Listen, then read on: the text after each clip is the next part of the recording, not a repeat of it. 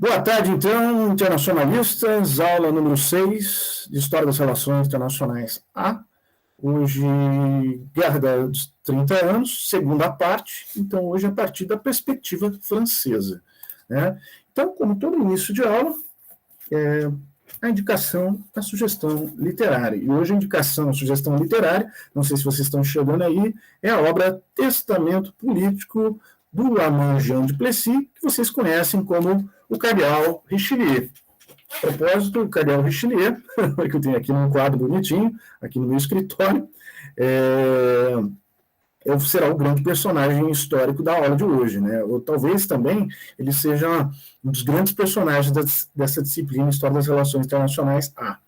Bom, o livro Testamento Político é uma obra escrita, então, pelo Cardeal Richelieu, ou como o nome dele mesmo, é Armand Jean Duplessis, virou um livro de cabeceira tanto do rei Luís XIV, o Rei Sol, e também do general Napoleão Bonaparte. Se tornou, então, um livro de cabeceira desses dois líderes políticos franceses. A gente pode dizer que essa obra Testamento Político do Richelieu é a forma do Richelieu enxergar a política, tanto a política interna quanto a política externa. Então, a gente também poderia fazer um comparativo, que a obra tem algumas similaridades com a obra do Nicolau Maquiavel, O Príncipe, né? É interessante, pessoal, que tem um capítulo que o Richelieu fala a respeito, que trata do poder do príncipe, do mal que os aduladores intrigantes causam aos estados. Estão falando, por exemplo, daqueles que se associam aos líderes políticos, aos príncipes, mas, na verdade, são aduladores que querem se aproveitar, né, desse jogo político. Então, é um livro bastante interessante, é um pouco difícil de ler, não é tão fácil como a gostosa leitura do Príncipe Maquiavel, provavelmente vocês já leram uma ou diversas vezes, né? Mas é um livro bastante interessante para compreender a visão de um personagem emblemático da história das relações internacionais e também, evidentemente, da própria história francesa. Tudo bem? Então, o livro hoje, a indicação, sugestão literária, o Testamento Político do Cardeal Richelieu. Pessoal, de forma oportuna, gostaria também de fazer aqui, aproveitar, né, uma orientação de um trabalho que eu fiz ao longo desses 12 anos, né? Ontem eu completei 12 anos de Universidade Federal de Santa Maria, e um dos trabalhos que eu tive o prazer, o privilégio de orientar foi da Stephanie Rigg. Stephanie Rigg era aluna da 4ª turma de Relações Internacionais, e ela escolheu como tema do TCC, da monografia de conclusão de curso, Richelieu é a razão d'État, a teoria das elites no absolutismo francês. Foi um trabalho que recebeu nota 10, foi muito elogiado pelo professor Reginaldo Teixeira Pérez e professor Igor Castellano, que foram a banca da Stephanie, né? E ela recebeu, então, essa nota altíssima, né? A nota máxima, e é um trabalho bastante interessante, ela defendeu em 2014, e eu tenho orgulho de ter orientado esse trabalho, no qual ela retrata não só a vida e obra do Richelieu, mas também analisando, sob uma perspectiva da teoria das elites, né, a questão relativa à política francesa, né? Então, eu achei muito oportuno comentar aqui com vocês a respeito desse trabalho que eu orientei, já que hoje vamos falar sobre a Guerra dos 30 Anos, segunda parte, hoje sobre a perspectiva francesa. Tudo bem? Feita agora essa indicação, sugestão literária, e aqui também divulgado esse trabalho de conclusão de curso da Stephanie Rigg, eu gostaria de começar a aula de hoje a partir do conceito de percepção de ameaça. Vou escrever no chat e eu quero que vocês interajam comigo a partir de agora para que a gente possa definir esse conceito de percepção de ameaça. Eu acho que para discutirmos e conceituarmos esse termo de percepção de ameaça, eu sugiro fazermos da seguinte forma. Vamos definir, e eu quero ouvi-los, primeiro, a palavra percepção, o que vocês entendem sobre a palavra percepção, e depois falarmos sobre a palavra ameaça. Tudo bem? Vamos lá. Voluntários ou voluntárias para definir a palavra percepção. O que vocês entendem como percepção? O que seria uma percepção? O que a gente define como percepção? Vamos lá, pessoal. Compreensão? Ótimo, compreensão, muito bom. O que mais, pessoal? Eu acho que percepção está muito ligado com os sentidos também, uma intuição meio ligada com os sentidos. Maravilha. Então já temos aqui compreensão, que compreensão normalmente a gente associa a uma razão, né? A um racionalismo, perfeito? O Edgar foi para uma outra direção, a questão dos sentidos.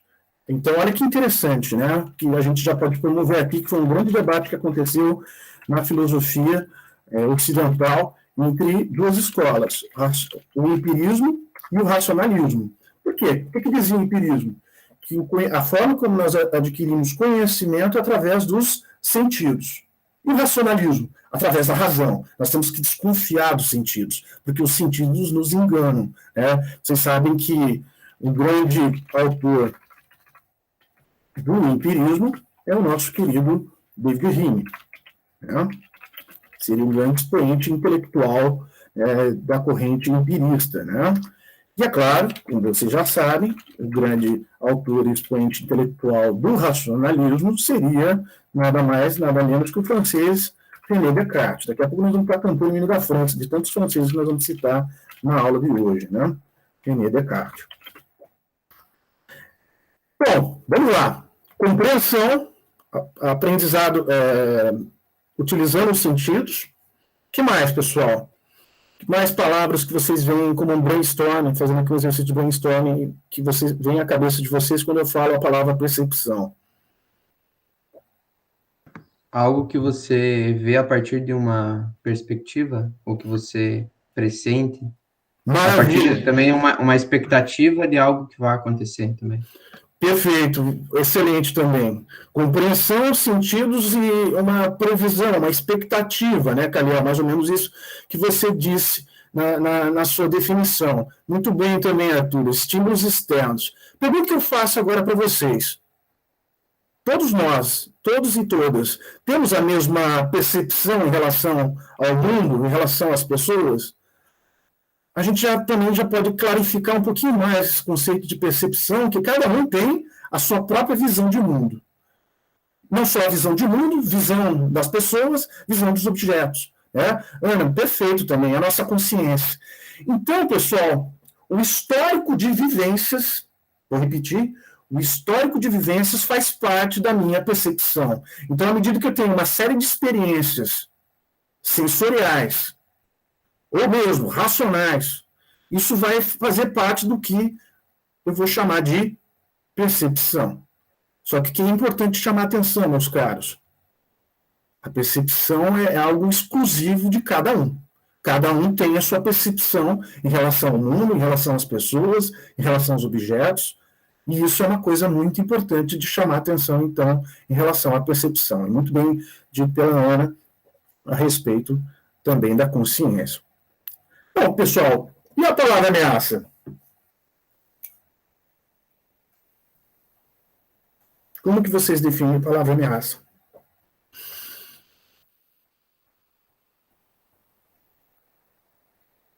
Um estado de cerceamento.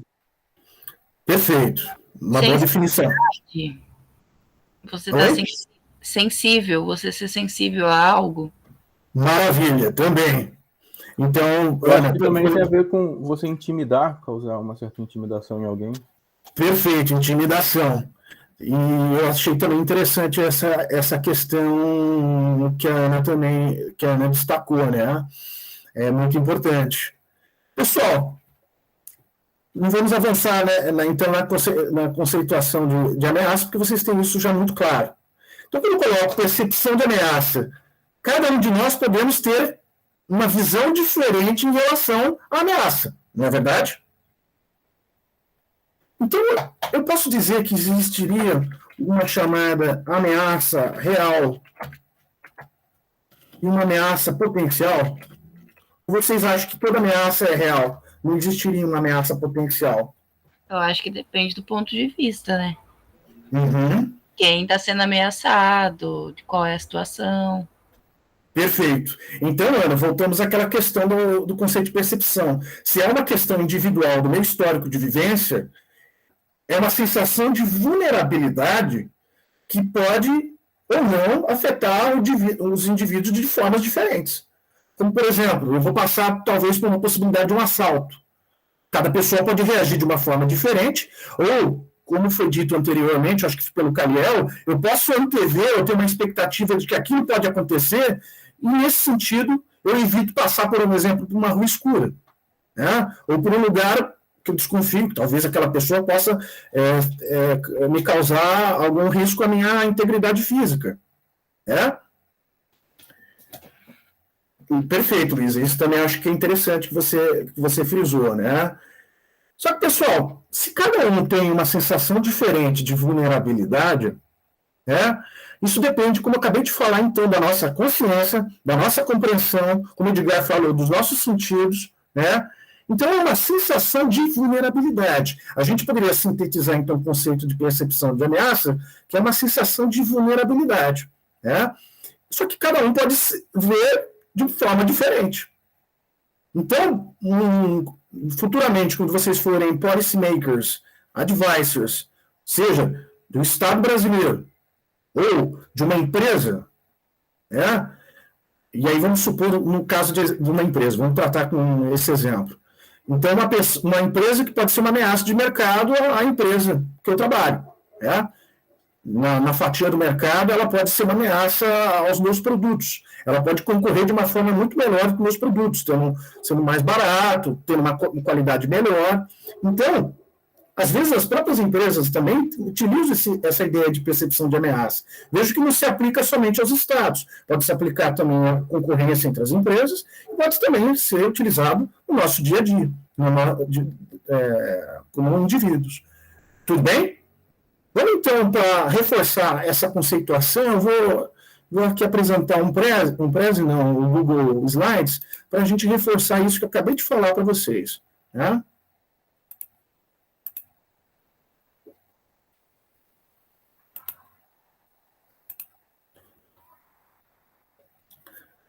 Deixa eu só retornar. O cara já deixa no final a apresentação, que bonitinho, né?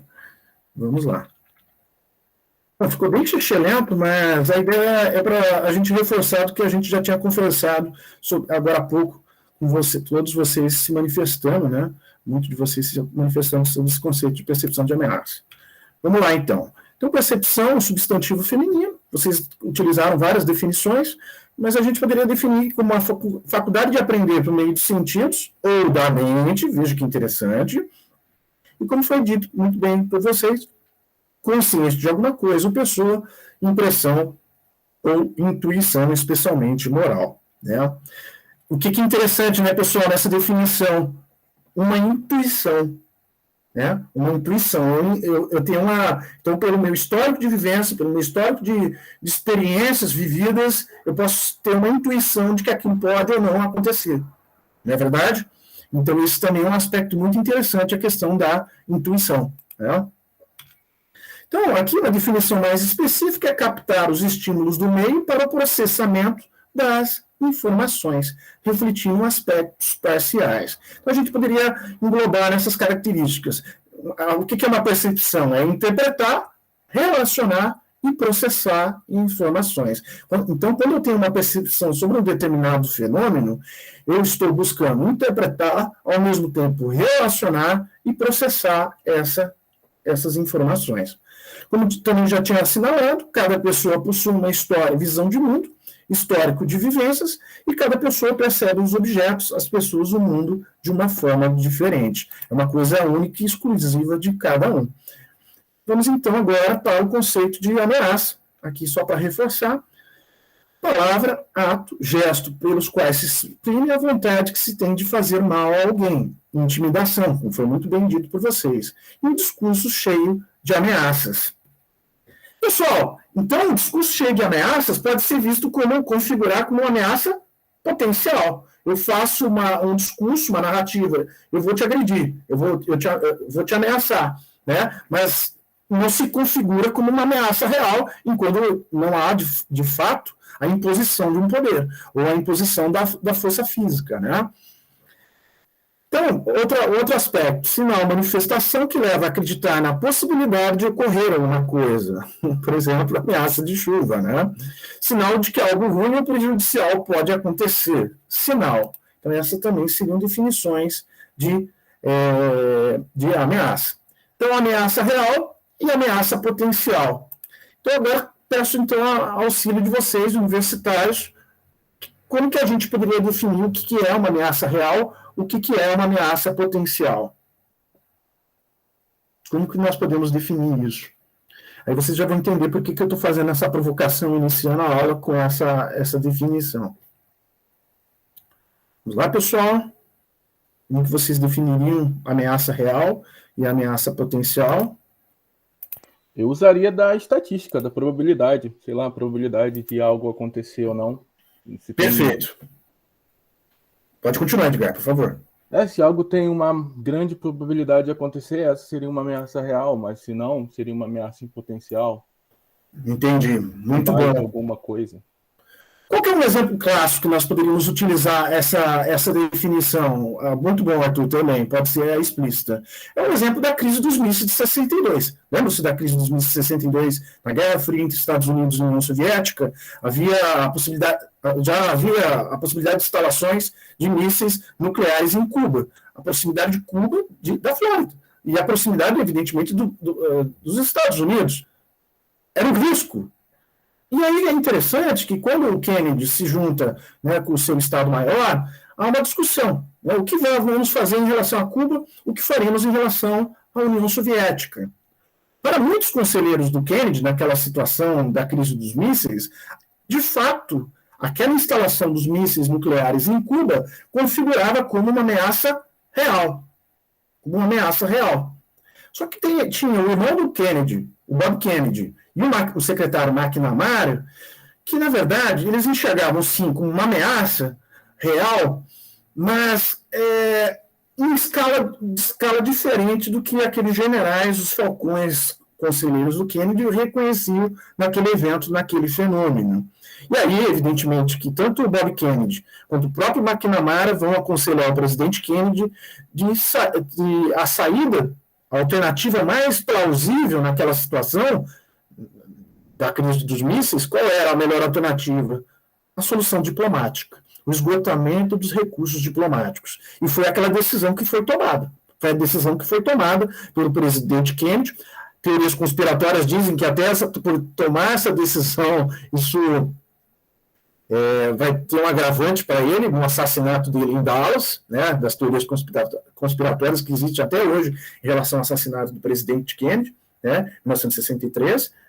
Ele provavelmente seria reeleito, é bem provável que ele seria reeleito, mas é interessante que a saída alternativa naquela crise dos mísseis, que é um exemplo clássico, um exemplo concreto, de ameaça real e potencial, e aí a questão do quê? A sensação de vulnerabilidade, de que cada membro do Estado-Maior reconhecia naquela situação, naquele fenômeno. Então, é interessante que eu quero mostrar, a partir de agora para vocês, um estudo do IPEA, sobre o que o brasileiro reconhece, a brasileira reconhece como possíveis riscos, à integridade do território brasileiro. Vamos dar uma olhadinha a partir de agora. Daqui a pouco já vai abrir aí, só um minutinho, pessoal. Esse estudo do IPEA é bastante interessante, se não me falha a memória, pessoal, ele é de 2011, está ali embaixo, 2011, Então, esse foi o estudo do IPEA, e aí dividiu a percepção de ameaças por região. Vocês estão conseguindo visualizar bem, pessoal? Está tranquilo? Sim? Olha que interessante. Crime organizado. O crime organizado, praticamente, se vocês fizerem comparação, foi visto como a maior ameaça pela população brasileira. No Centro-Oeste, 53,7%, no Nordeste, 50,1%, no Norte, 63,1%, no Sudeste, 58%, e no Sul, 46,3%.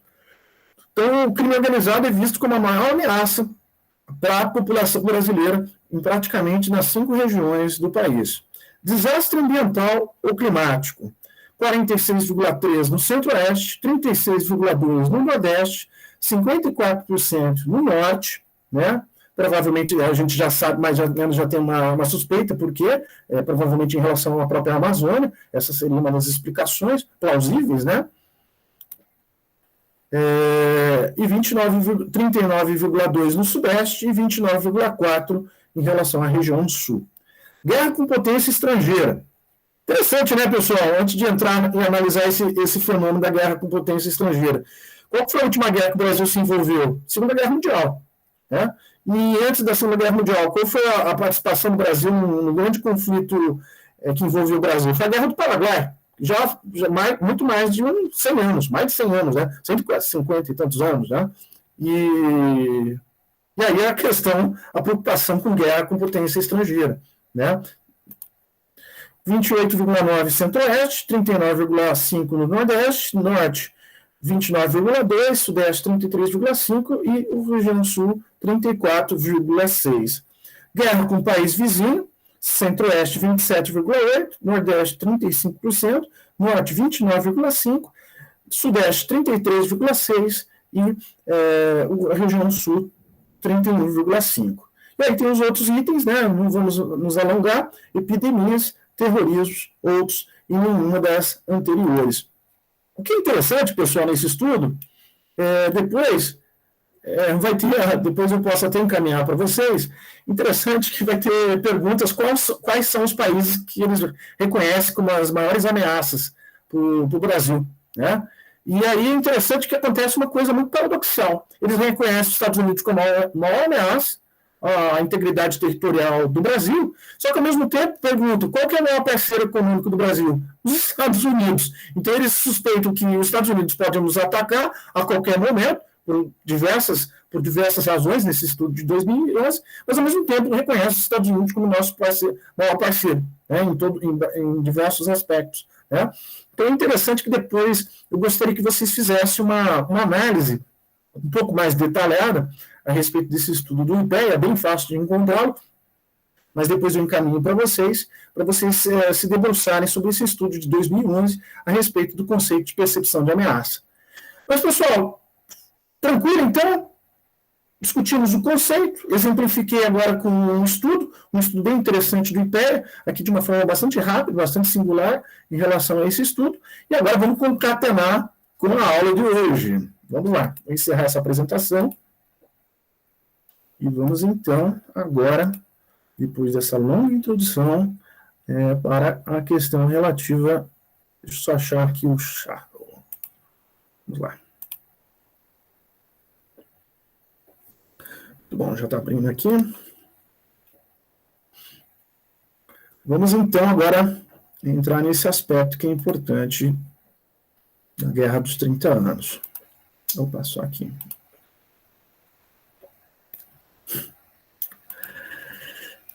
O que tem a ver essa questão do mapa, pessoal? Por que tem a ver com o que nós falamos agora de percepção de ameaça com a França? Qual que é a explicação em relação a isso? Opa. Porque a França estava cercada pelo Império da Espanha. Perfeito, fechou. É isso. Então, o que acontece? A Espanha ao sul, as cidades do norte da Itália também que pertenciam aos Habsburgos, né? A região Franche-Comté, que atualmente é a região de Savoia e Lyon, também pertencia ao Império Habsburgo, e a Holanda, que era espanhola, também de domínio Habsburgo. Percebo que, então, a França reconhecia o quê? A ameaça à integridade territorial francesa. É esse o aspecto que concatena, então, com a ideia de percepção de ameaça francesa. Certo, pessoal? Então, é por isso que eu iniciei a aula fazendo a discussão sobre percepção de ameaça real e ameaça potencial, porque na semana passada, o Tolkien disse 3 elementos que ele dizia que os Habsburgos não tinham intenção de dominar a Europa, não tinham intenção de se tornarem hegemônicos. Mas agora, sob a perspectiva francesa, ao se ver cercado pelos Habsburgos, o que eles imaginavam, o que eles supunham? Que era, de fato, uma ameaça real, não era uma ameaça potencial. Então, vejo que, quando o Richelieu chega a primeiro-ministro, né, na França, então ele vai reconhecer como uma, de fato, essa guerra dos 30 anos, como uma ameaça ao território da França. A França poderia sair muito prejudicada dessa tentativa de domínio, essa tentativa de hegemonia por parte dos Habsburgos. É por isso que a França, através do cardeal Richelieu, que se torna primeiro-ministro, ele vai adotar uma postura, ao primeiro tempo, entre aspas, eu vou colocar entre aspas, neutra no início do conflito, mas a partir, pessoal, de 1635, a França vai entrar diretamente na Guerra dos 30 Anos a favor dos protestantes. Tem alguém que está com o microfone aberto aí, pessoal? Não? Era o Fagner, acabei de ver, Fagner. Desculpa, pessoal, vai ter que ler. Tranquilo. Mas ficou claro, pessoal. Então, Richelieu, a França vai entrar diretamente no conflito da Guerra dos 30 Anos somente a partir de 1635.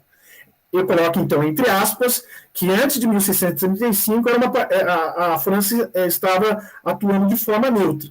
Por quê, pessoal? O que é importante? O que o Richelieu reconhecia? Que tinha que manter a integridade territorial francesa, que tinha que reduzir o poder hegemônico, a tentativa de poder hegemônico por parte dos Habsburgos, e que para a França o maior objetivo era exaurir os Habsburgos, enfraquecer os Habsburgos e manter, de fato, o território francês íntegro, né? Era essa perspectiva. E aí eu concateno com elementos que eu falei na semana passada. O que vai ser um grande objetivo? Dois objetivos da política externa francesa. Manter sempre essa região do que corresponde à Alemanha ou da Europa Central sempre frágil, sempre fragmentada. Ou melhor, débil, frágil e fragmentada. Então, a região da Europa Central vai ser sempre um atrativo para a política externa francesa por praticamente 3 séculos. Praticamente 3 séculos ela sempre vai estar interferindo direta e indiretamente nessa região. E qual que é o segundo objetivo da política externa francesa? Se vocês se lembram do que eu falei na semana passada, impedir a emergência de um Estado forte às adjacências do território francês. O que isso quer dizer, pessoal, que eu já falei na semana passada? Impedir o surgimento da Alemanha, ou de um Estado forte. Né?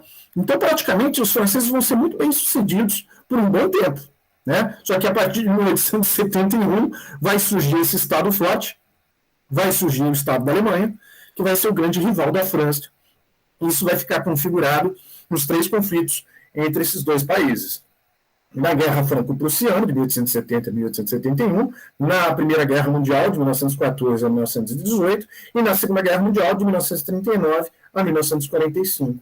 Então, 3 conflitos, né, que ocorrem entre França e Alemanha, que se tornam rivais, né, nesses 3 conflitos que acabei de destacar para vocês. Vai ser até interessante, depois ao final da aula eu quero mostrar o Moodle para vocês, que eu fiz alguns ajustes em relação às temáticas que nós trataremos ao longo dessa disciplina, tudo bem? Mas isso fica para o final da aula de hoje, do nosso encontro de hoje.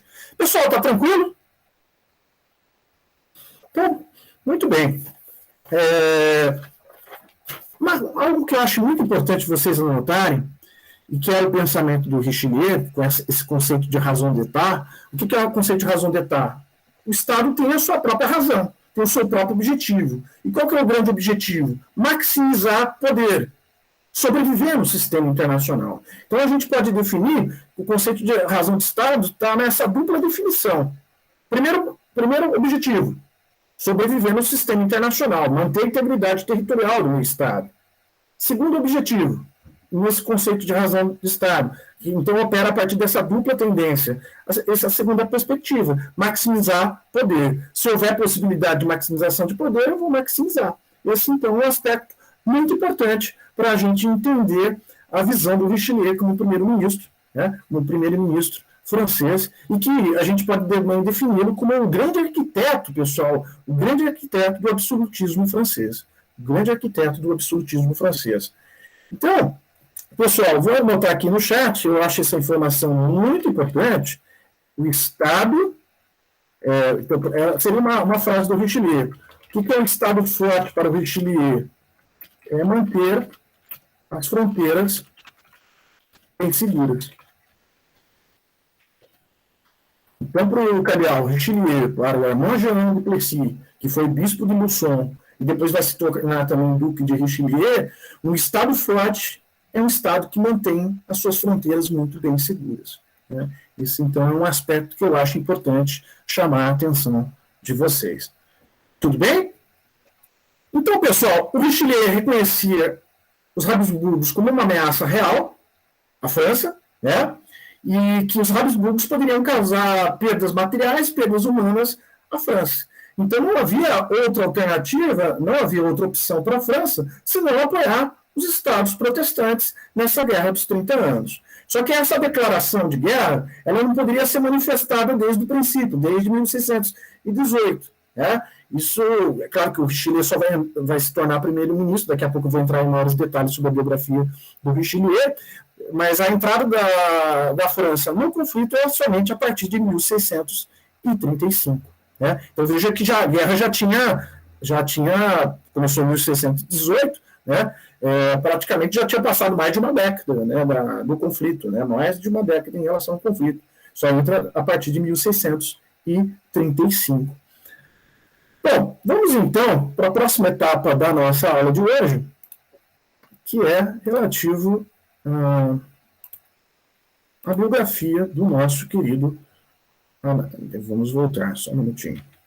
Isso aqui eu já tinha falado na semana passada para vocês.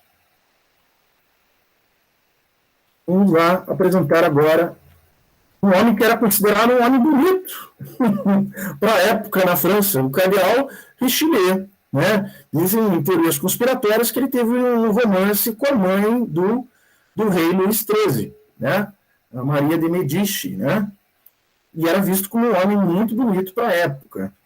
Para quem gosta de filmes sobre os Três Mosqueteiros, já deve ter ouvido falar do cardeal Richelieu. Normalmente ele sempre é personificado como uma figura maquiavélica, um homem astuto, né? Um malandro, né? No poder político. Para quem também já leu o livro do Alexandre Dumas, Os Três Mosqueteiros, ali também ele é retratado dessa forma, dessa maneira. Vamos então conhecer um pouquinho a respeito do cardeal Richelieu, esse bonitão aí.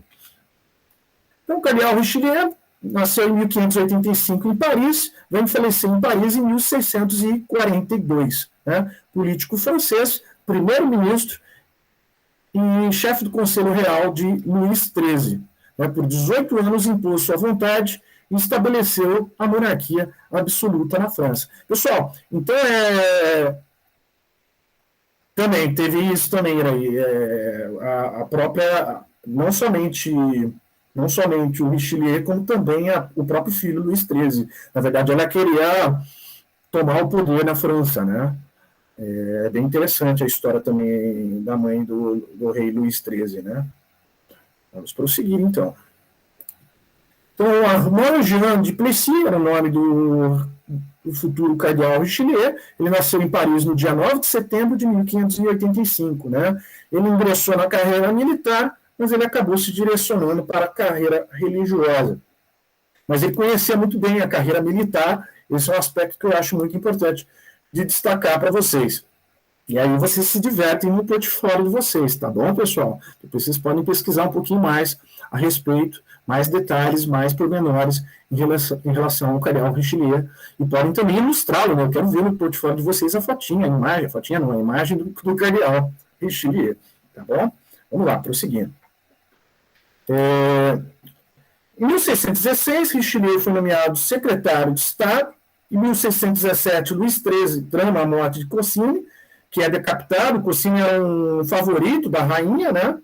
E o rei toma o poder, e com a intervenção do Richelieu, a rainha-mãe, Maria de Medici, é exilado no Château de Blois, né? Então ela é afastada do poder, mas praticamente ela interferiu por muito tempo, né, antes do Luís XIII decidir tomar o poder. Embora o Luís XIII, o poder não o atraía, né? Ele gostava de fazer outras coisas, e por isso que praticamente o Richelieu, que vai ser o arquiteto do absolutismo monárquico francês, vai concentrar muito o poder nas mãos dele próprio. Né? Então, excluído temporariamente do cargo, Richelieu retira-se para Avignon. Em 1622, é nomeado cardeal pelo Papa. E depois de 7 anos, conquista a confiança do rei. né? Então, não foi uma vida muito fácil também para o Richelieu para conquistar a confiança do rei. Até é interessante que ele se tornou amigo da mãe para tentar se aproximar do rei. E o rei, Luís XIII, via, no início da relação, ele como também uma figura perigosa, né? Como um Cossini, que era um italiano, que era o favorito da rainha-mãe, né? E aí é claro que depois o próprio Richelieu se afasta tanto do Cossini e se afasta também da rainha-mãe, a Maria de Medici, e vai tentar, então, se tornar o favorito do rei Luís XIII, né? E isso acaba acontecendo, né? Então, em 1624, o antigo secretário retorna à corte e é nomeado, então, primeiro-ministro. Ele se torna, então, a partir de 1624, primeiro-ministro do rei Luís XIII. Mas ele praticamente vai concentrar os poderes nas suas próprias mãos, né? Ele vai concentrar o poder nas suas próprias mãos, né? Então, e é claro, e esse aspecto também é importante chamar a atenção de vocês, total indiferença do Luís XIII pelo poder, né? Então, em pouco tempo, o Richelieu torna-se senhor absoluto da França. Em relação à política interna da França, é interessante, pessoal, como que ele vai procurar concentrar poder? Que ele reconhecia duas forças antagônicas ao reino. Primeiro, eram os protestantes, que poderiam interferir direto e indiretamente nos assuntos da política interna francesa, ou também na própria política externa francesa. Aí vocês vejam que coisa paradoxal, né? Ele persegue dentro da França, internamente, os protestantes, os hugonotes, só que na Guerra dos 30 Anos, ele monta ao lado dos protestantes. Percebeu a ironia, a questão paradoxal em relação tanto na política interna quanto da política externa? Porque esses protestantes, esses hugonotes que viviam na França, recebiam bastante favores do rei Carlos I da Inglaterra, né? Então, era uma forma dos ingleses estarem interferindo diretamente, né, nos assuntos da França. Então, praticamente, ele vai começar a perseguir também os protestantes, os hugonotes do território francês, que tinham apoio do rei Carlos I, né, o rei Stuart, né, da dinastia Stuart, já na Inglaterra, né, que depois vai ser também decapitado, né, com a revolução que vai acontecer na Inglaterra, né. E um outro grupo que era também perseguido, que ele vai tentar reduzir cada vez mais e vai conseguir obter isso, é a questão da nobreza, que também tentava evitar essa concentração de poder nas mãos do próprio Richelieu, né. Como tinha dito para vocês, ele vai resumir suas ideias sobre política externa no livro Testamento Político, que foi a sugestão literária de hoje, que se tornou a leitura preferida tanto do Luís XIV, o Rei Sol, e o Napoleão I, né. Cardeal Richelieu, então, faleceu em Paris no dia 4 de dezembro de 1642. Ele não chega, então, ao fim da Guerra dos 30 Anos, né? Mas é interessante que ele foi um personagem muito importante para a história francesa. Se vocês me perguntarem qual é o legado do Richelieu, como o homem mais poderoso do país, né, em sua época, ele foi um grande estadista, né, do antigo regime, e ele, de fato, é visto, reconhecido como o arquiteto do absolutismo francês. Tudo bem, pessoal? Tranquilo? Vamos assistir um vídeo para complementar um pouco mais sobre as ideias do Richelieu. Depois nós vamos falar mais um pouquinho a respeito do Richelieu e França na Guerra dos 30 Anos, que isso também é muito importante. Vamos assistir um vídeo então, bem bacana, muito legal, sobre o Richelieu.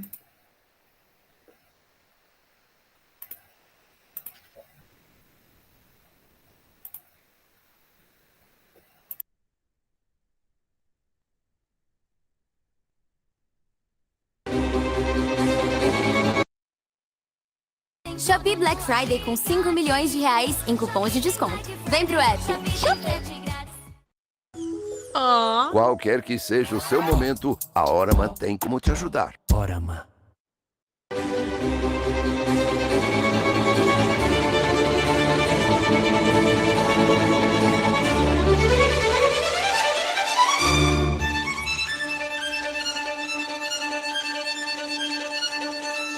Armand Jean Duplessis, espero ter acertado na pronúncia que dessa vez eu ensaiei. Cardeal Richelieu, ou Duque de Richelieu, nasceu em 9 de setembro de 1585.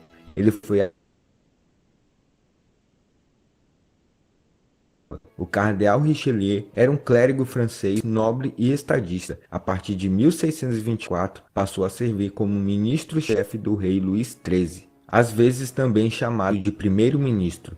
Ele também foi imortalizado como o grande vilão do escritor Alexandre Dumas no livro Os Três Mosqueteiros. O verdadeiro cardeal Richelieu nunca participou de nenhuma traição contra o rei Luís XIII. Pelo contrário, foi totalmente leal durante toda a sua vida ao rei. Embora inicialmente Richelieu estivesse intimamente afiliado a Maria de Médici, a mãe de Luís XIII, e não gozasse da confiança do rei, seu papel como mediador do sucesso na luta pelo poder entre Luís e Maria o ajudou a alcançar a posição de ministro principal do rei. A política do cardeal envolveu dois objetivos principais: a centralização do poder na França e a oposição à dinastia dos Habsburgos. As decisões de Richelieu de suprimir a influência da nobreza feudal e cobrar impostos direcionados principalmente para os plebeus fizeram dele uma figura odiada entre a nobreza e o campesinato. Richelieu foi fundamental para redirecionar a Guerra dos 30 Anos, do conflito do protestantismo versus catolicismo para o do nacionalismo versus a hegemonia dos Habsburgos, que permitiu que a França emergisse dele como o estado mais poderoso da Europa continental no século XVII. O mandato de Richelieu foi um período crucial de reformas para a França. Em casa, interesses locais e até religiosos eram subordinados aos de toda a nação e do rei. Internacionalmente, a França triunfou sobre o declínio da Espanha e do Sacro Império Romano. Os sucessos de Richelieu foram extremamente importantes para a monarquia absoluta do rei Luís XIV.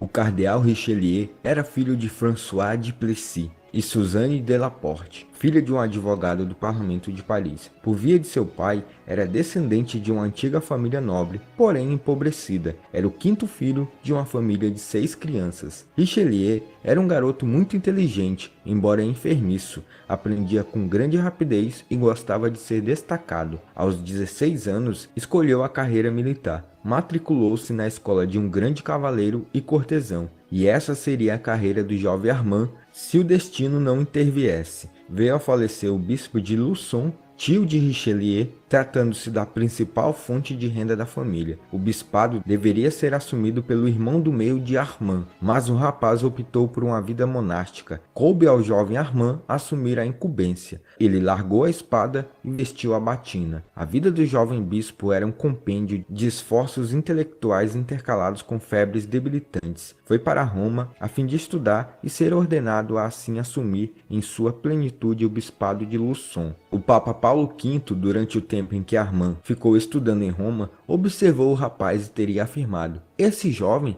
será um grande astuto." Richelieu foi consagrado bispo em abril de 1607. Logo depois que ele retornou à sua diocese em 1608, ele foi anunciado como um reformador. Ele se tornou o primeiro bispo na França a implementar as reformas institucionais prescritas pelo Concílio de Trento. Em 1610, Henrique IV foi assassinado. Deixou como herdeiro da coroa o jovem Delfim Luís XIII, filho do falecido com Maria de Médici. Nesse período, quem governou a França de fato foi Maria, como rainha regente, que era muito influenciada por um casal de cortesãos, os Concini. Quando Luís XIII casou-se aos 14 anos com a jovem Ana da Áustria, Richelieu foi chamado novamente à corte, em 1615, para assumir o cargo de confessor da rainha. O senão é que a rainha Ana odiava aquele cardeal de ar pedante. Isso foi retratado por Dumas de maneira magistral em Os Três Mosqueteiros. Richelieu é frequentemente retratado como um indivíduo não muito afeito à batina, e principalmente ao celibato. Era alto e bonito, caía no gosto da mulherada da corte. Alguns ainda diziam que ele teve um caso com a rainha-mãe, mas é pouco improvável. Richelieu avançou politicamente, servindo fielmente o favorito da rainha-mãe, Concino Concini,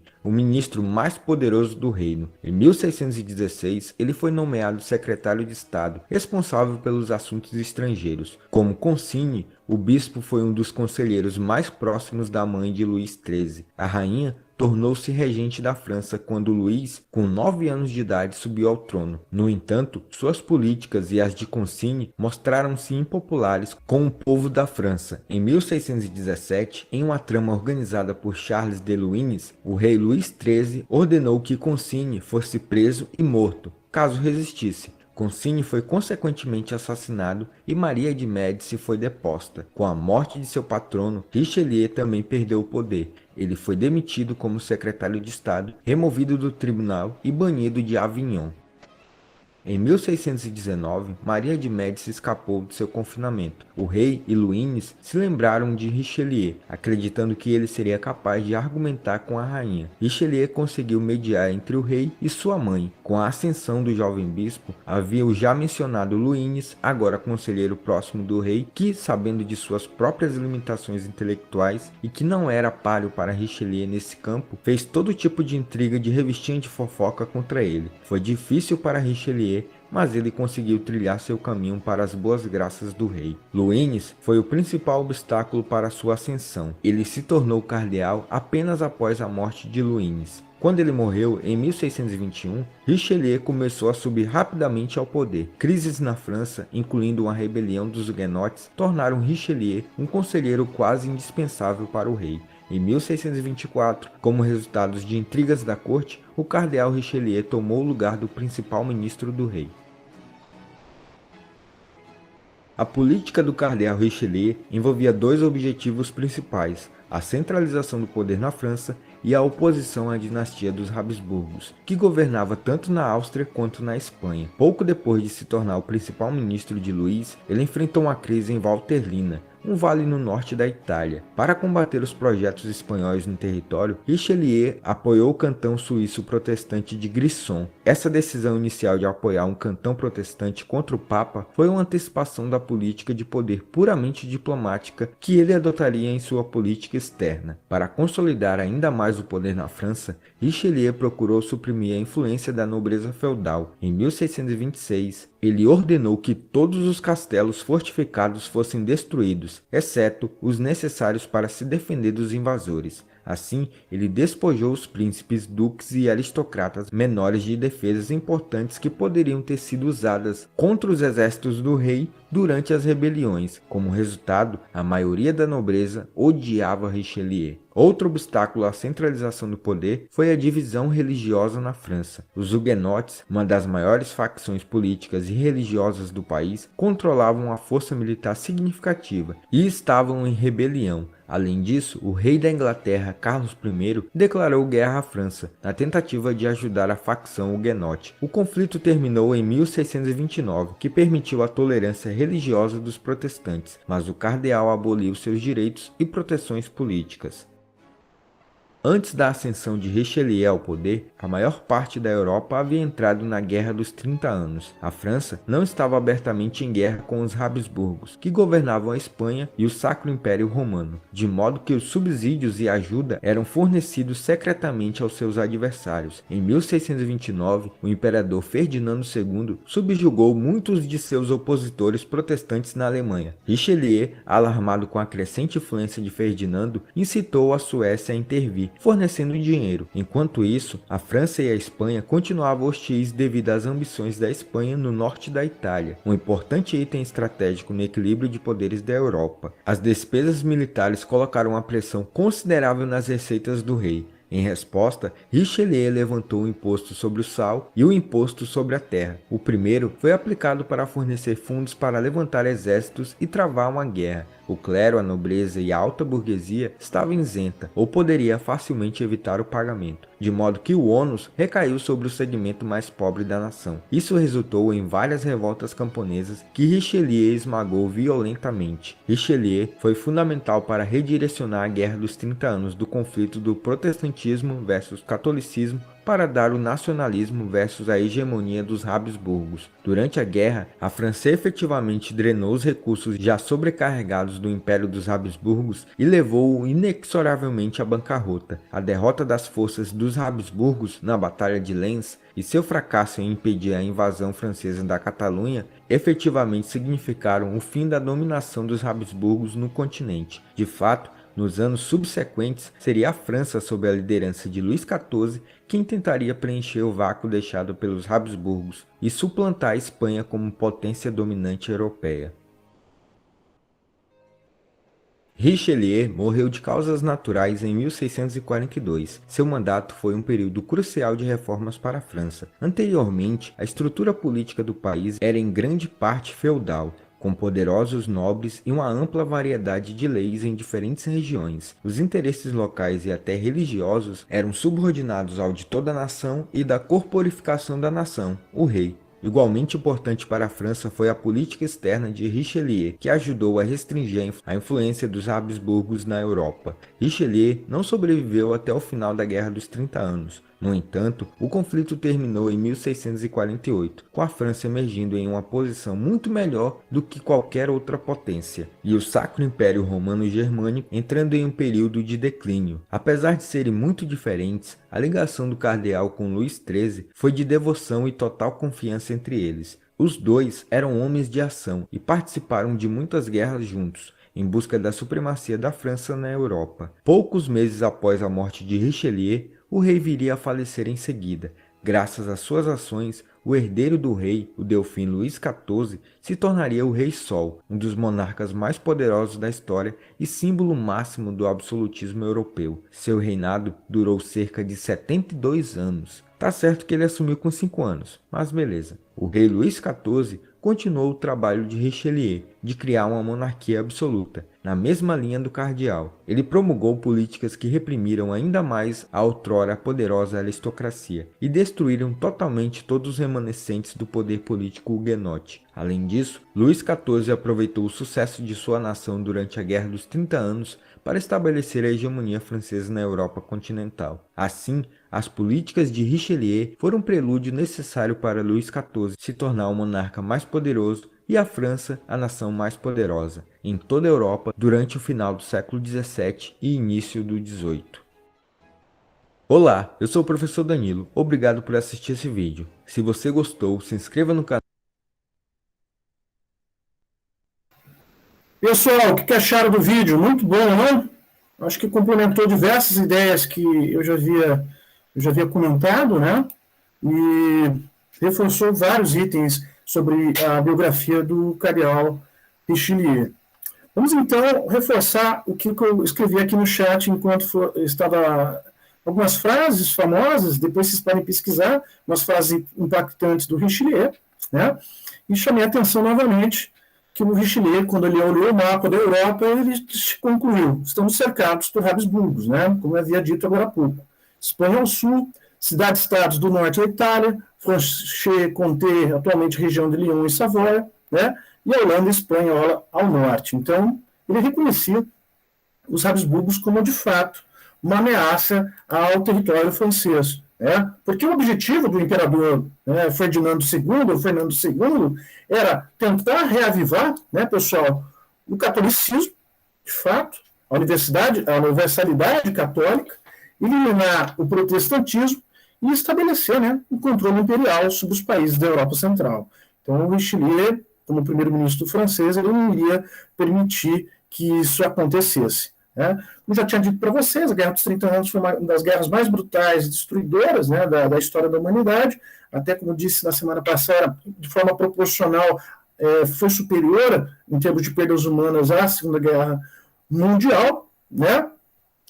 É interessante que, então, o objetivo do Richelieu, ao constatar que os Habsburgos eram uma grande ameaça à França, ele não queria, então, a vitória da Contra-Reforma. Né? Ele não queria a vitória da Contra-Reforma contra a França. Tem gente apertando campainha aqui. Então, é interessante que, então, o Richelieu vai tomar partido dos príncipes protestantes e explorar, então, esse cisma, né, da Igreja Universal. Né? Só um minutinho, pessoal.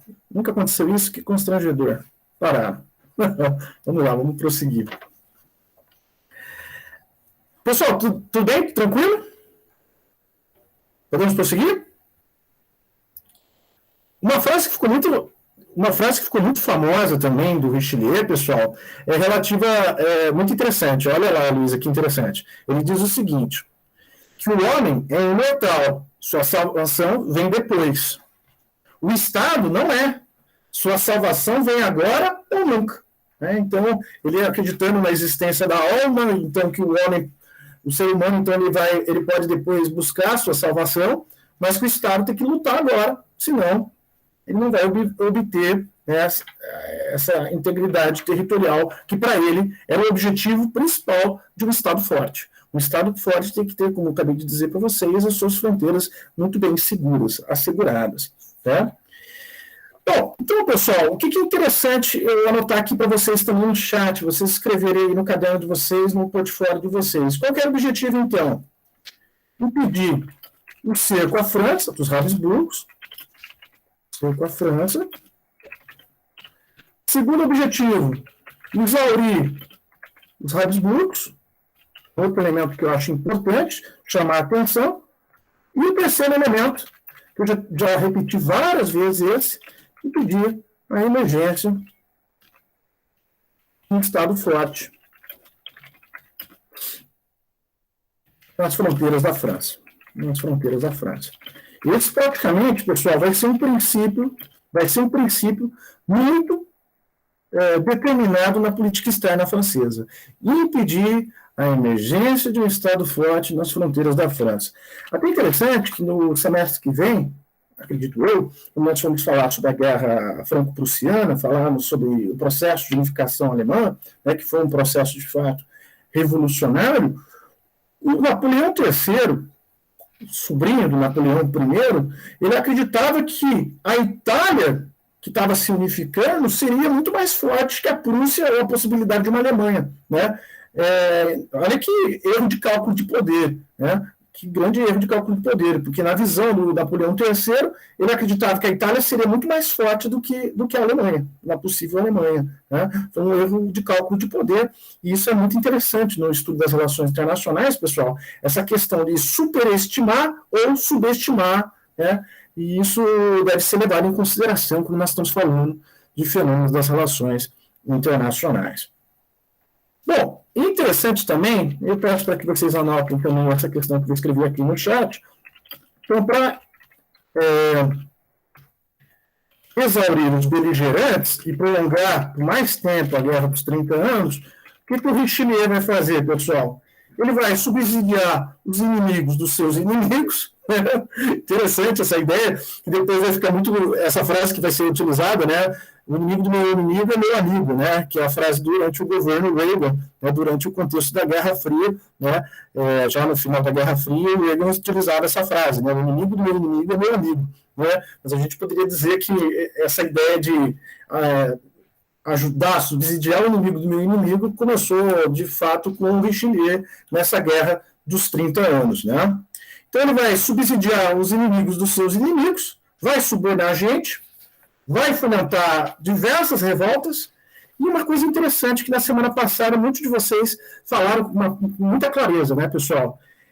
Ele vai realizar uma série extraordinária, né, de argumentos legais e dinásticos. Então ele vai interferir também na questão das sucessões dinásticas que estão acontecendo na Europa, né, desqualificando um pouco aquela visão do Paul Kennedy, né, que nós falamos na semana passada, que ele dizia que os casamentos eram fortuitos, né?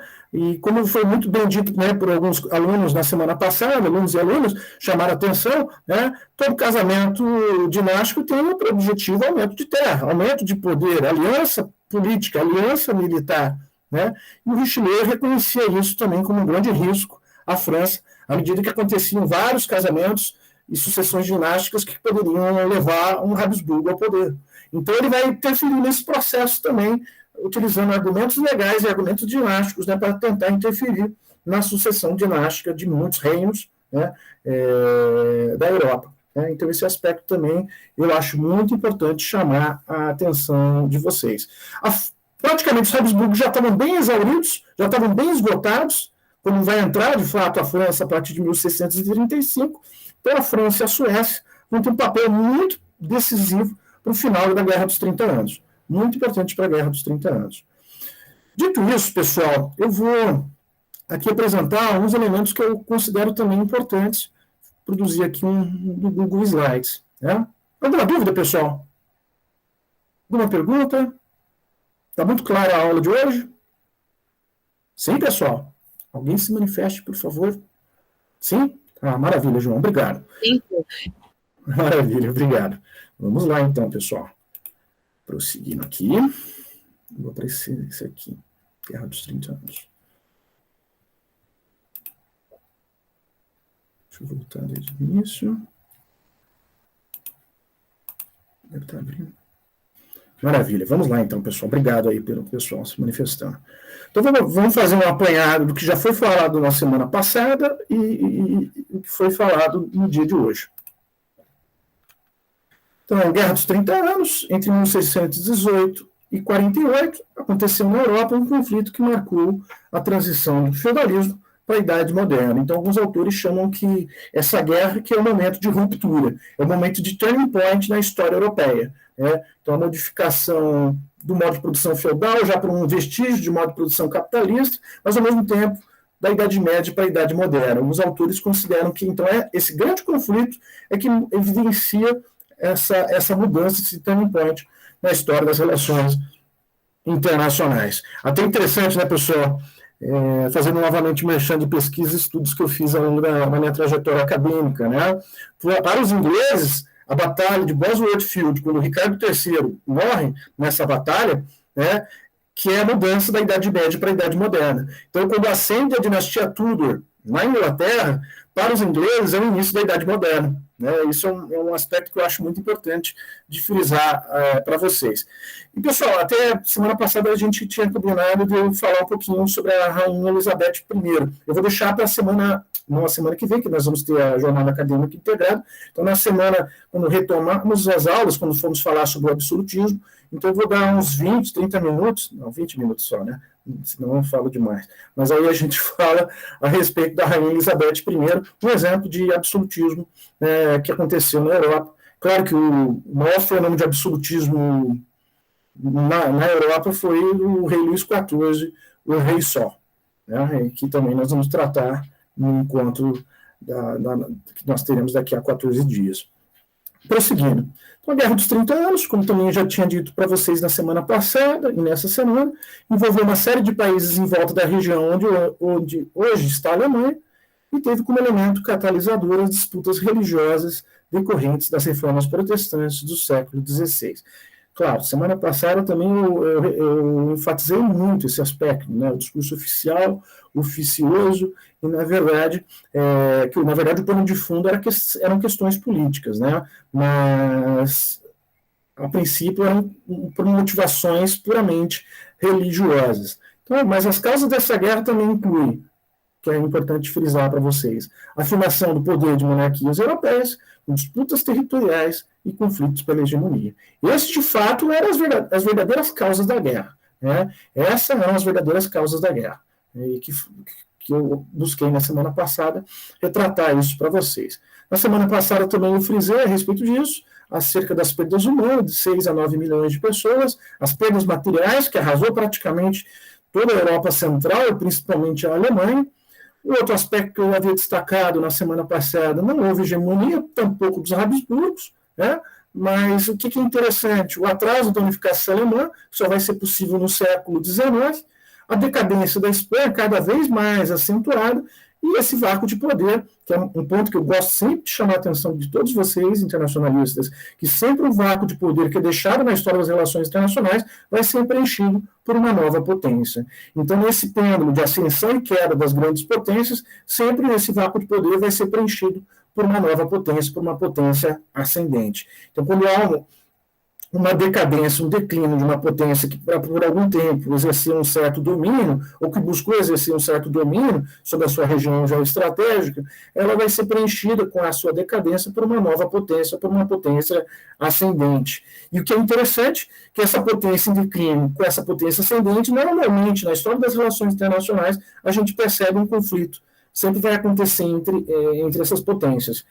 Aí a brincadeira, a provocação que eu faço em relação a isso, nessa perspectiva que acabei de dizer, com declínio, relativo, um declínio absoluto de uma potência que manteve uma certa hegemonia, uma busca dessa hegemonia por uma potência ascendente, sempre na história das relações internacionais, sempre teve essa característica, esse traço característico, a gente poderia chamar a atenção agora no século XXI, né? Tanto na gestão Trump, como na gestão Obama, gestão Trump e agora a gestão Biden, essa polarização que acontece entre Estados Unidos e China. A gente poderia caracterizar nessa visão, né, que é a famosa armadilha de Tucídides, né, sobre uma potência que está em declínio, que ainda queria manter essa hegemonia ou essa unipolaridade consolidada, e uma potência que está ascendente, que pode modificar totalmente esse status quo estabelecido.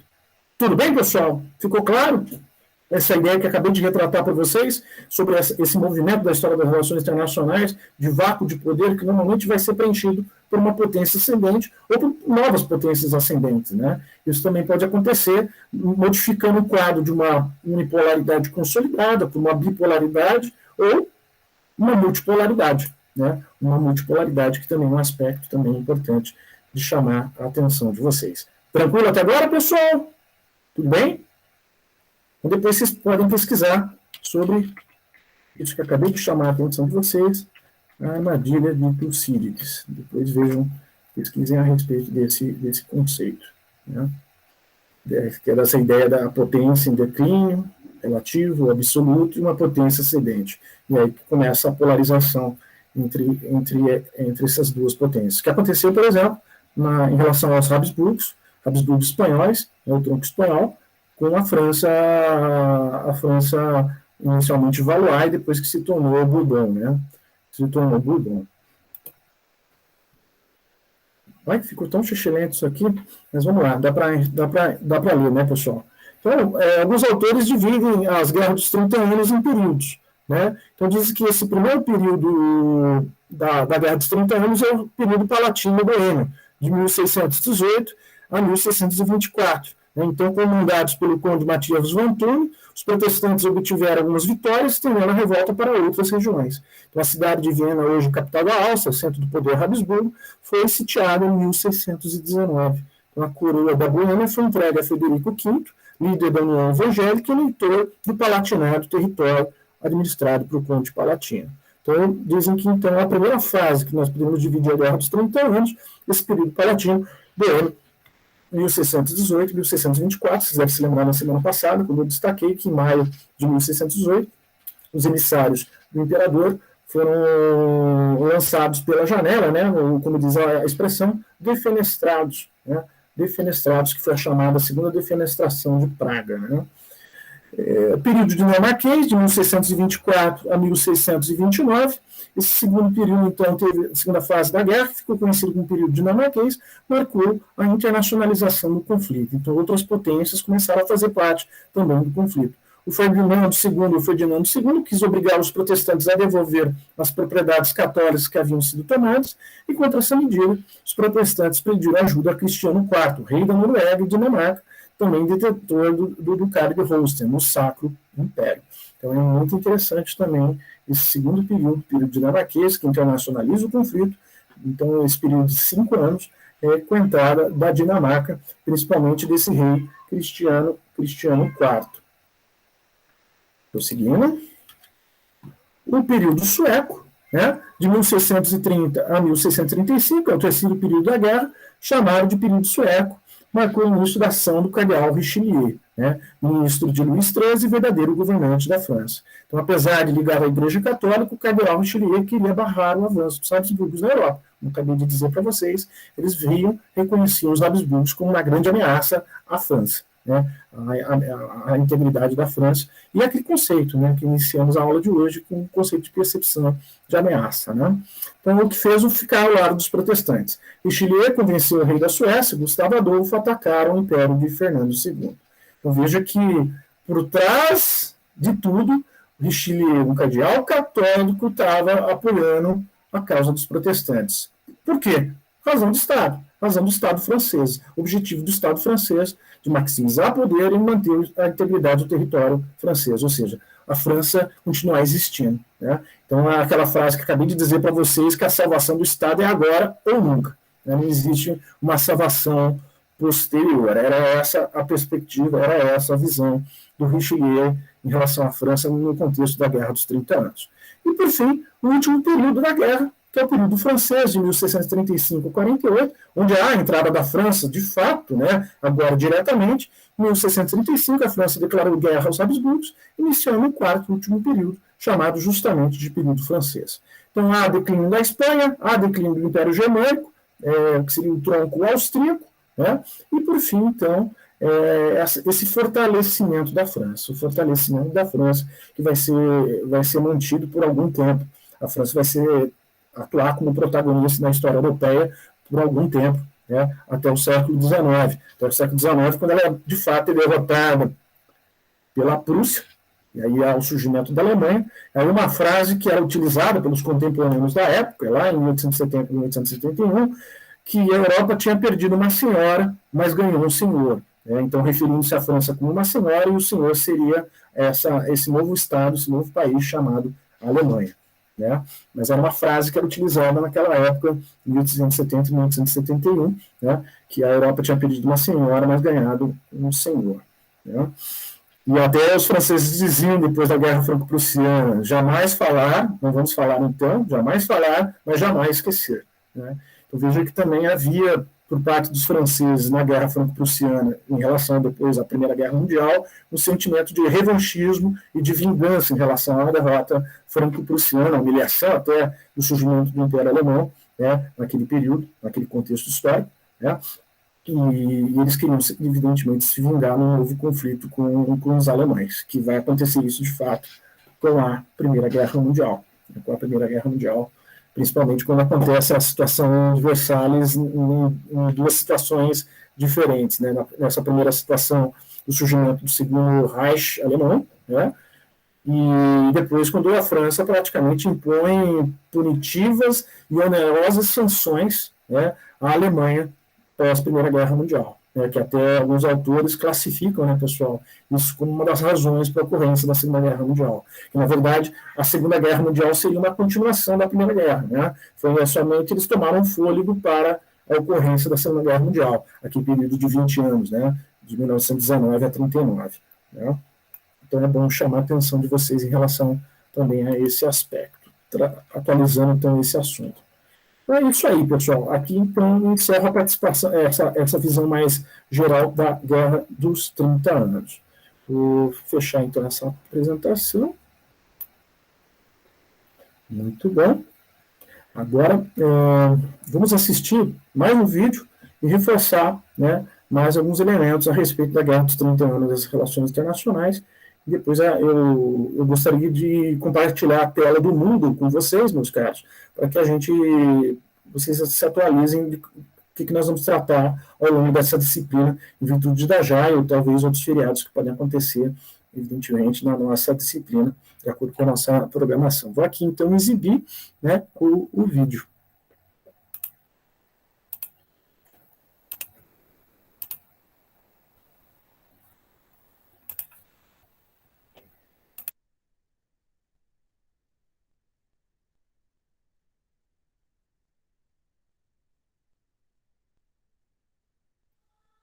A Guerra dos 30 Anos. A Guerra dos 30 Anos foi um conflito religioso do século XVII, travado na Europa Central. A guerra durou de 1618 a 1648 e teve início entre os estados católicos contra os protestantes, que formavam o Sacro Império Romano Germânico. No entanto, à medida que a Guerra dos 30 Anos evoluiu, tornou-se menos sobre religião e mais sobre qual grupo governaria a Europa. Com seu final, a Guerra dos 30 Anos mudou a face geopolítica da Europa e o papel da religião e dos Estados-nação na sociedade, fundando as bases jurídicas e práticas das relações internacionais modernas.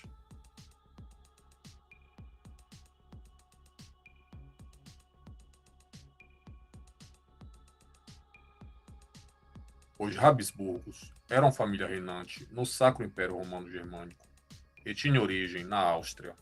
Seu objetivo era conquistar toda a Europa e, além do Sacro Império, eles também reinavam na Espanha e Holanda. tinham por missão familiar expandir seus reinos por toda a Europa e conservar o catolicismo como religião oficial e única dos estados em que reinavam. Já o Reino da Boêmia era um dos principados que formavam o Sacro Império Romano-Germânico e sua população era majoritariamente protestante. Foi nesse principado que a guerra teve seu estopim, logo após os católicos ascenderem ao trono boêmio e obrigarem a população a se converter totalmente ao catolicismo.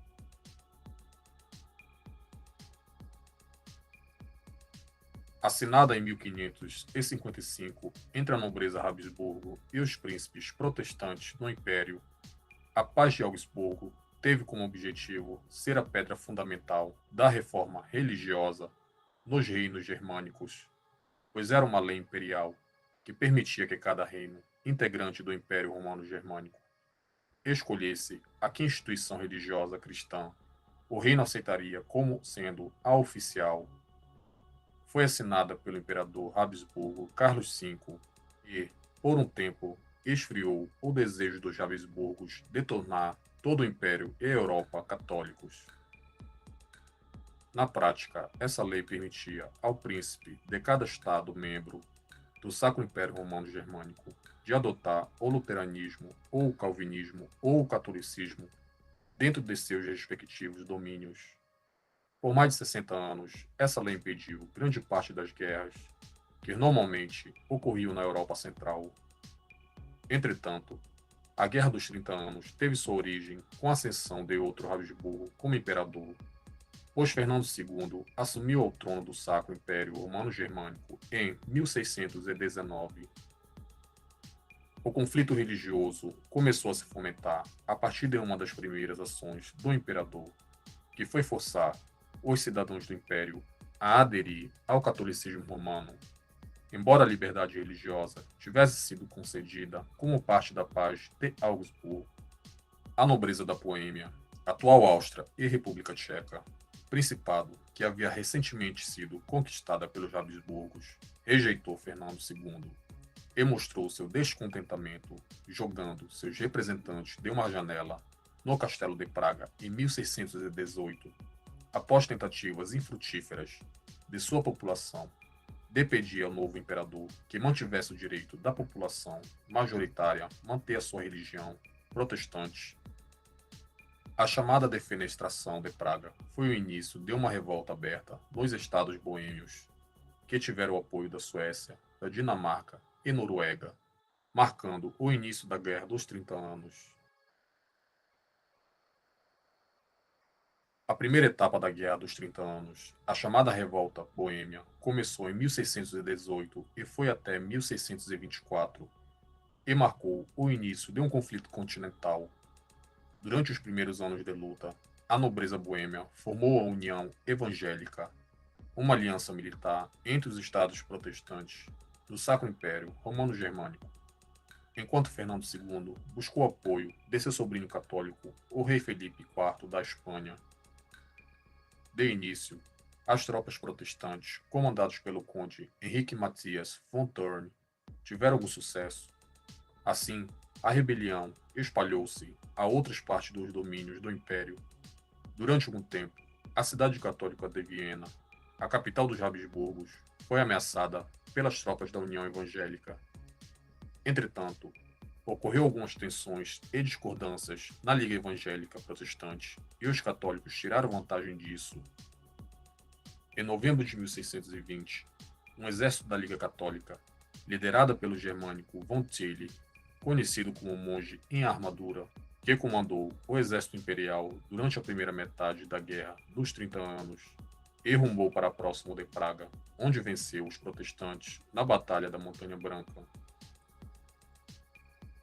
Após essa vitória, muitos rebeldes foram condenados à morte e todos perderam seus bens. A partir de então, o protestantismo foi proibido nos domínios imperiais e a língua tcheca substituída pela alemã.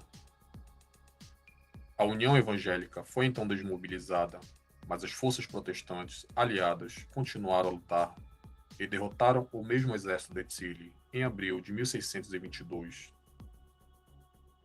Entretanto, A partir de então, somaram grandes derrotas, aparentemente acabando com a guerra.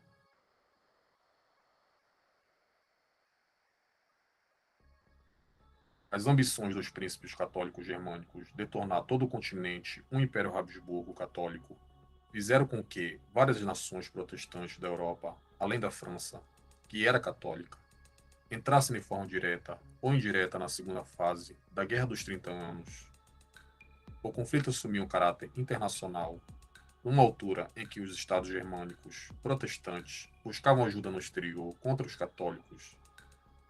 Países como a Inglaterra e a França estavam receosos do poder dos Habsburgos. Mas estas duas nações não intervieram de imediato porque se debatiam com problemas internos. O único apoio surgiu do norte, majoritariamente luterano. Os protestantes pediram ajuda ao rei da Dinamarca, Cristiano IV, também um protestante e príncipe do império, pois possuía um ducado em Holstein. Em 1625, Cristiano IV renovou a guerra contra os imperialistas católicos como líder de uma coligação contra os Habsburgos. Os seus objetivos principais eram ambições territoriais e na vontade de acabar com o domínio dos Habsburgos no ducado dinamarqueses de Holstein. Esse rei, apoiado por príncipes germânicos, luteranos e calvinistas, mobilizou um grande exército em 1625 e invadiu a Saxônia, onde não encontrou uma resistência muito forte. Entretanto, um feroz exército repleto de mercenários o derrotou. No mesmo ano, Tilly derrotou os exércitos dos protestantes em outras batalhas, obrigando as forças dinamarquesas a abandonarem seus aliados e retirarem-se em 1627 para a Dinamarca, acabando aparentemente com a guerra, período em que os católicos e o imperador Fernando II estavam no auge do poder. Novamente, parecia que a guerra chegara a seu fim.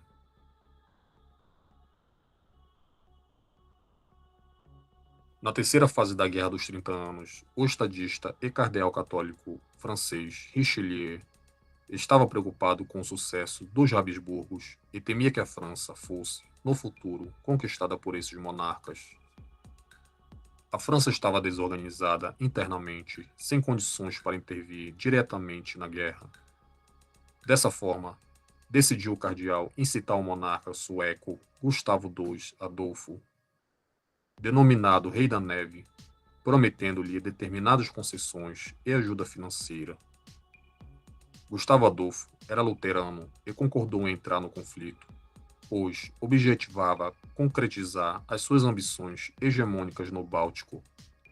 Dotado de superiores qualidades militares, colocou-se à frente de um exército bem instruído, formado principalmente de camponeses suecos e pequeno número de mercenários. A disciplina era severa e a pilhagem proibida. Passado alguns meses, o exército de Tilly sofreu 3 derrotas. Na última dessas batalhas, perto da atual cidade de Leipzig, em setembro de 1631, Gustavo Adolfo teve ajuda do exército saxão. Depois desta batalha, o exército sueco encaminhou-se para o sul, bateu os católicos imperiais na Batalha de Rhein e ocupou brevemente a Baviera. Porém, os católicos passaram a ter a ajuda militar do nobre boêmio Albrecht von Wallenstein, que forneceu seu exército de cerca de 50.000 soldados para Fernando II, em troca da liberdade de saquear qualquer território capturado. E com isso, Fernando II conseguiu uma série de vitórias que culminou em 1635, na derrota final dos suecos. Mais uma vez, parecia que o imperador católico havia vencido e acabado com os protestantes no Sacro Império Romano-Germânico.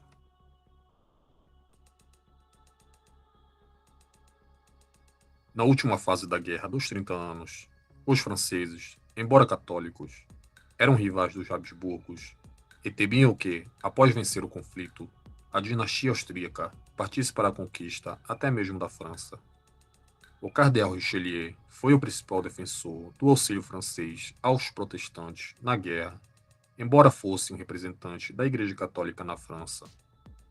Os franceses, portanto, passaram por cima do fato de serem parte da mesma religião do imperador do Sacro Império Romano Germânico, dando lugar à questão da razão de Estado ou da segurança nacional, como hoje é conhecido esse comportamento nas relações internacionais.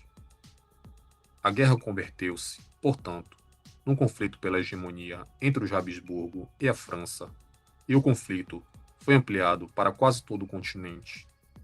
A França, aliada da Suécia e de outros territórios e líderes protestantes, enfrentou algumas dificuldades iniciais, porém, foram aos poucos vencendo batalhas decisivas, uma após outra. Assim, os franceses entraram no conflito em 1635. Em 1640, os portugueses começaram a se revoltar contra seus governantes espanhóis durante a União Ibérica, enfraquecendo assim seus esforços militares em nome do Sacro Império Romano-Germânico. 2 anos depois, novamente, os suecos entraram na guerra, enfraquecendo ainda mais as forças do Habsburgo. No ano seguinte, na Batalha de Praga, a última luta significativa da Guerra dos 30 Anos, os suecos capturaram o castelo, sob domínio das forças do Sacro Império Romano-Germânico, e saquearam a inestimável coleção de arte do castelo, mas não conseguiram tomar a maior parte da cidade. A esta altura, apenas os territórios austríacos permaneceram sob o controle dos Habsburgos. Já aceitando a inevitável derrota, ao longo de 1648, os católicos e as várias partes no conflito assinaram uma série de tratados chamados Paz de Westfália, terminando efetivamente a Guerra dos 30 Anos.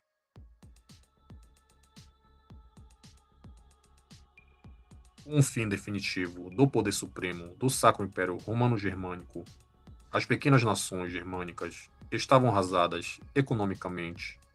Foi o início da hegemonia francesa na Europa e do declínio do poder dos Habsburgos.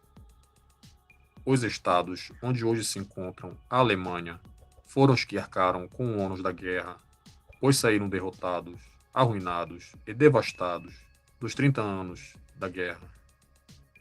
A Paz de Westfália estabeleceu as bases para a formação do Estado-nação moderno, estabelecendo limites fixos para os países envolvidos na luta e efetivamente decretando que os residentes de um Estado estavam sujeitos às leis desse Estado e não às de qualquer outra instituição secular ou religiosa, como a Igreja Católica. Este conjunto de tratados inaugurou o moderno sistema internacional ao acatar consensualmente noções e princípios como de soberania estatal, ou de Estado-nação, a igualdade jurídica entre os Estados, a territorialidade e a não intervenção. Isso alterou radicalmente o equilíbrio do poder na Europa e resultou em redução da influência sobre assuntos políticos da Igreja Católica, bem como para outros grupos religiosos.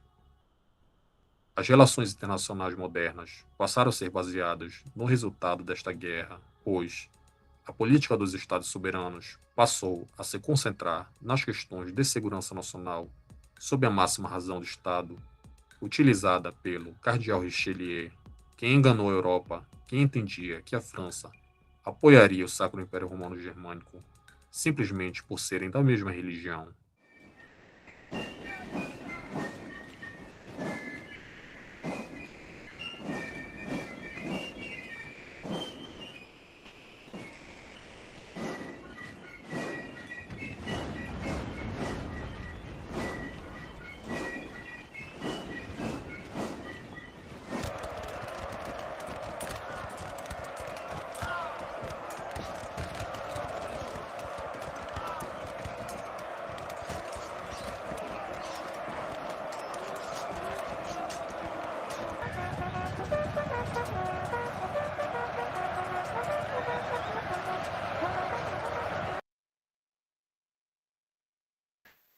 Muito bom, né, pessoal? Eu acho que o vídeo encerra com chave de ouro essas duas partes que nós tratamos, a Guerra dos 30 Anos. Eu acho que ficou bem explicado o conteúdo dessa matéria, né?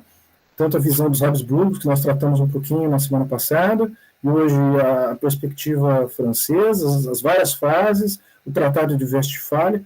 Eu acho que os 2 vídeos de hoje foram muito ricos nesse sentido de ilustrar e elucidar alguns pontos que poderiam ter ficado alguma ausência de conhecimento. Então, eu acho importante aqui finalizar que diz que o Papa Urbano VIII, quando soube da morte, em 1642, do cardeal Richelieu, ele disse o seguinte: se existe um Deus, o cardeal Richelieu terá muitas contas a prestar, senão, em sua vida terá sido uma vitória. Eu acho também aqui importante destacar para vocês, né, pessoal, que para muitos autores, poucos estadistas podem reivindicar seu maior impacto sobre a história. Então, Richelieu foi o pai moderno, né, do sistema de estados. Ele criou o conceito de raison d'État e praticamente utilizou isso inflexivelmente em favor da França, né? Então, a grande paixão, segundo Richelieu, era a França. Ele amava a França. Perguntas, pessoal? Dúvidas, questionamentos, observações? Gostaram das 2 aulas sobre a Guerra dos 30 Anos? Foi completa? Detalhei bastante? Foi positiva? Maravilha, Ana. Obrigado pela manifestação. Obrigado também. Valeu, Ana. Vamos dar uma olhada, pessoal, no Moodle. Vou aqui mostrar para vocês como que ficou a organização da nossa aula. Obrigado, Luiz, Arthur e João. Vamos dar uma olhadinha, então, no Moodle a partir de agora. Só um minutinho, aqui.